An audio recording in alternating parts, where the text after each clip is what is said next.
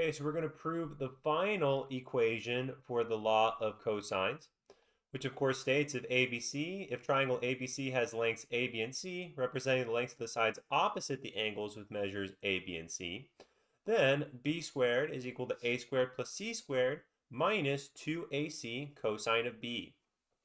So we're going to use the same strategy as the other ones, but this time we need our hypotenuse to be B, right?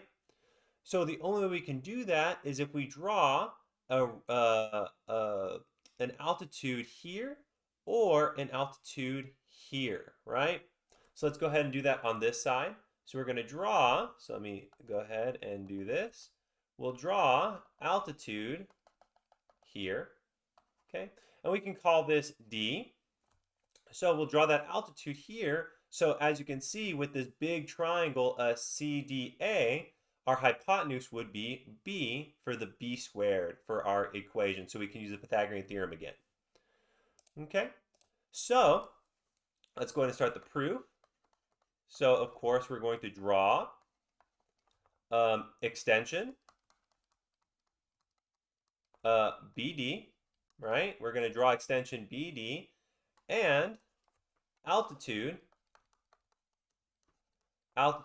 CD, meeting, right? Meeting, BD, right?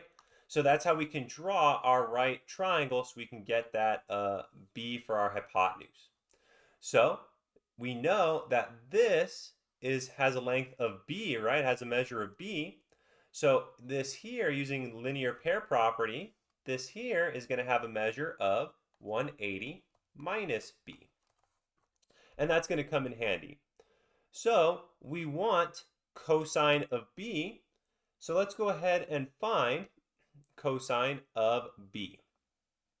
So of course, with cosine of B, we can't do that here because we don't have a right triangle. But for this right triangle CDB, we can find cosine of 180 minus B. And in a previous video, we proved that cosine of 180 minus B was just negative cosine of B. So that's how we can get our cosine of B.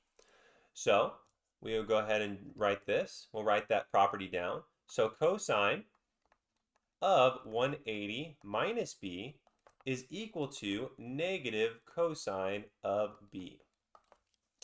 Now, cosine of 180 minus B is also, so it's going to be adjacent, which is BD, over the hypotenuse, and the hypotenuse in this case is A.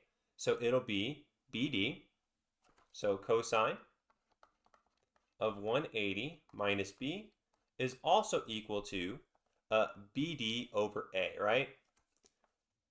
BD over A. So both of these two things, so we have cosine of 180 minus B is equal to negative cosine B, and cosine of 180 minus B is equal to BD over A.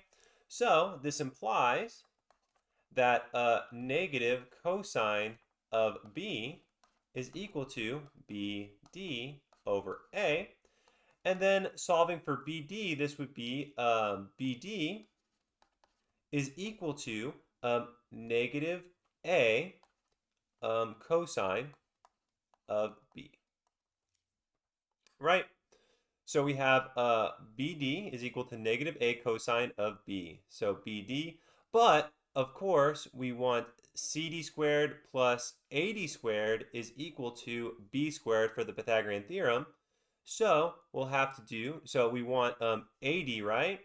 So we know AD is just equal to, it's going to be the length of C plus BD, right? So this is C plus BD. All right, and now, and of course, we'll rewrite this as C plus negative A cosine of B. And then that's just equal to, so this will give us that AD is equal to C minus A cosine of B. So we have AD. Now let's try to find CD, right? So sine of 180 minus B. So we know the property for sine of 180 minus B is just sine of b. 180 minus b is equal to sine of b. And now, using this, sine of 180 minus b is going to be CD over A, right? So we also know that sine of 180 minus b is equal to, what was it again? Opposite CD over A, right? So we'll do CD over A. And then this implies that CD is equal to, oh, well, hold on a second, right? Let's go ahead and get that sine first, right? So we know sine of 180 minus b is sine b, and sine of 180 minus b is CD over A. So this implies that sine of b is equal to CD over A. And now, of course, this means that, what is it? CD, oh my goodness. CD, CD is equal to A sine of B. So now I know B squared, right? So by the Pythagorean theorem, I know B squared is equal to AD squared, right? AD squared plus, and let me go, so it's going to be 80 squared plus CD squared, right? Plus CD squared. And I have what 80 squared and CD squared is, right? So AD is C minus A cosine B. So this implies that B squared is equal to C minus, oh, AD, what was AD again? C minus A cosine B.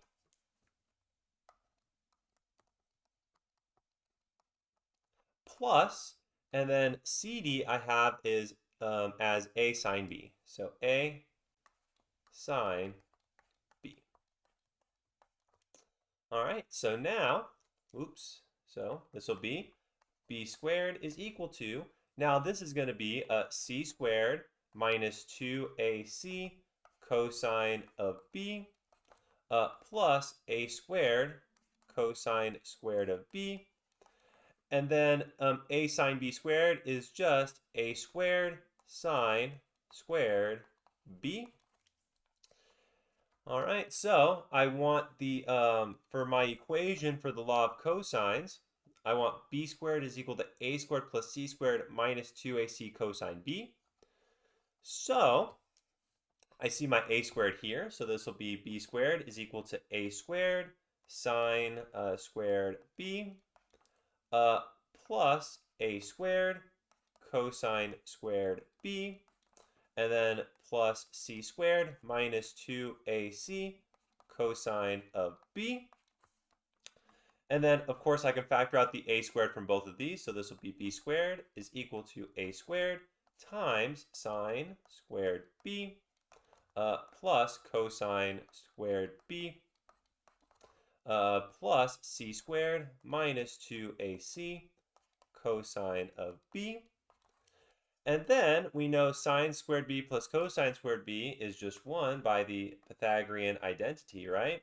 So this is B squared is equal to A squared plus C squared minus 2AC cosine of B. And that is exactly what we wanted to prove, right? So that is the final proof for the law of cosines.